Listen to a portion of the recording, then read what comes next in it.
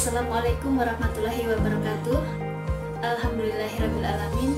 Wassalatu wassalamu ala asrofil anbiya'i wal mursalin wa ala alihi wa ashabihi ajmain. Amma ba'du. Pertama-tama, marilah kita panjatkan puji dan syukur kehadirat Allah Subhanahu wa taala yang telah memberikan kita kesehatan untuk selalu berkumpul di tempat yang insya Allah dimuliakan oleh Allah Subhanahu wa ta'ala. Amin. Salawat serta salam tetap tercurahkan kepada junjungan kita Nabi besar Muhammad Sallallahu Alaihi Wasallam yang telah menunjukkan kita dari zaman kegelapan menuju ke zaman yang terang benderang seperti saat ini. Pada kesempatan kali ini, saya akan menyampaikan sebuah kisah nyata yang mudah-mudahan dapat menginspirasi kita semua dalam kehidupan sehari-hari. Kisah ini bertemakan tentang jangan mengeluh. Mengapa saya mencari kisah tentang jangan mengeluh? Karena sebagian besar dari para remaja termasuk saya sendiri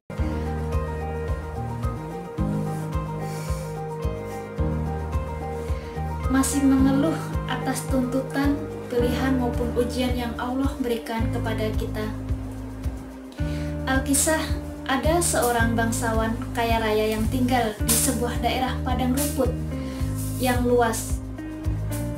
Suatu hari, karena ternak yang dipunyainya semakin banyak, maka sang bangsawan memilih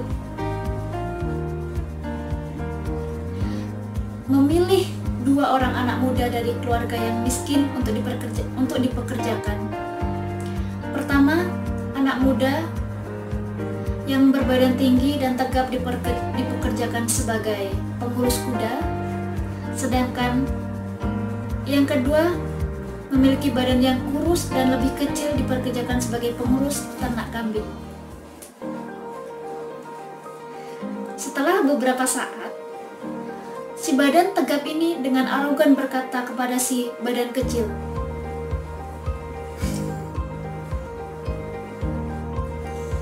"Hai sobat, aku lebih besar badannya dari badanmu. Aku juga lebih tua darimu. Mulai besok kita bertukar tempat. Aku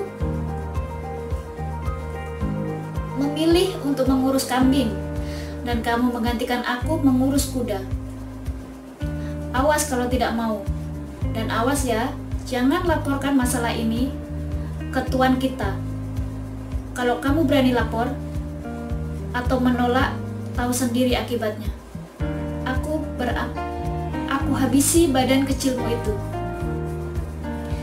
Sore hari, dengan muka murung dan langkah lesunya dipulang ke rumah. Sesampai di rumah, ibu melihat muka murung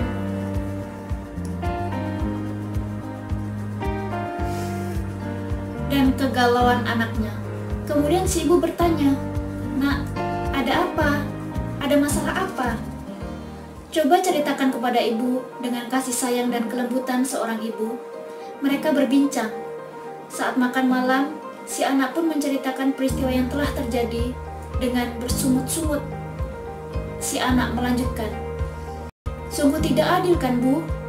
Dia mengancam dan memaksa aku untuk mengurus kuda-kuda liar. Dan yang berbadan besar memilih mengurus kambing.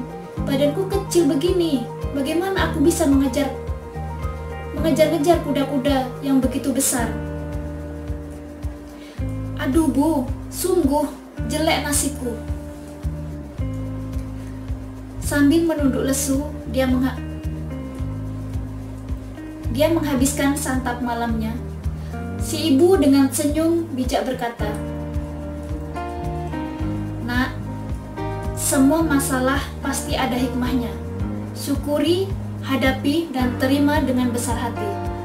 Tidak usah memusuhi dan membenci temanmu itu.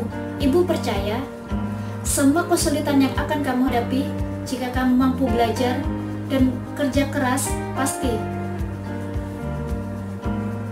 akan membuatmu menjadi kuat dan bermanfaat untuk masa depanmu. Sejak saat itu, si anak yang berbadan kurus ini dengan susah payah setiap hari bergelut dengan pekerjaan mengurus kuda-kuda yang besar dan masih liar. Dia harus jatuh bangun mengejar kuda-kuda tersebut. Kadang terkena tendangan, bahkan pernah terinjak hingga terluka parah. Dari hari ke hari, keahlian dan kemampuannya menguasai kuda-kuda pun semakin tinggi, tegap, dan perkasa. Hingga suatu hari, terjadi perang antar negara. Kerajaan membutuhkan prajurit pasukan berkuda, dan si pemuda pun terpilih sebagai pemimpin pasukan berkuda karena kepiawaiannya mengendalikan kuda-kuda. Di kemudian hari, si pemuda berhasil memimpin dan menenangkan perang yang dipercayakan kepadanya dan dikenal banyak orang karena kesabaran, karena kebesaran namanya. Dia adalah pemimpin bangsa Mongol yang tersohor bernama Genghis Khan. Hal ini dijelaskan di dalam Al-Quran, surat Al-Baqarah ayat 286, yang artinya Allah tidak membebani seorang melainkan sesuai dengan kesanggupannya. Dan juga di dalam Quran surat Al-Baqarah ayat 216 yang artinya, tetapi boleh jadi kamu tidak menyenangi sesuatu padahal itu baik bagimu, dan boleh jadi kamu menyukai sesuatu padahal itu tidak baik bagimu. Allah mengetahui sedang kamu tidak mengetahui. Jadi dapat kita simpulkan bahwasannya dalam putaran kehidupan sering kali kita dihadapkan pada keadaan yang sepertinya membuat kita dirugikan, menderita, dan kita pun tidak berdaya kecuali harus menerimanya. Kalau kita larut dalam kekecewaan, marah, emosi, pasti kita sendiri yang akan bertambah menderita. Lebih baik kita anggap ketidaknyamanan ini sebagai latihan mental dan kesabaran. Mari berjiwa besar dengan tetap melakukan aktivitas yang positif sehingga sampai suatu nanti pasti perubahan lebih baik, lebih luar biasa akan kita nikmati, karena menjadi baik itu baik. Sekian kisah inspiratif yang dapat saya sampaikan. Semoga kita semua dijauhkan dari rasa mengeluh, karena memang tidak bisa dipungkiri setiap manusia pasti akan mempunyai rasa itu dan merasa dia lemah, terjatuh saat menghadapi cobaan, tanpa kita sadari bahwa lebih banyak yang lebih susah daripada kita. Itulah kenapa kita sebagai manusia harus banyak bersyukur. Jangan pernah selalu memandang ke atas, tapi berusahalah untuk melihat ke bawah agar kamu bersyukur, dan lihatlah ke atas agar kamu termotivasi untuk bangkit.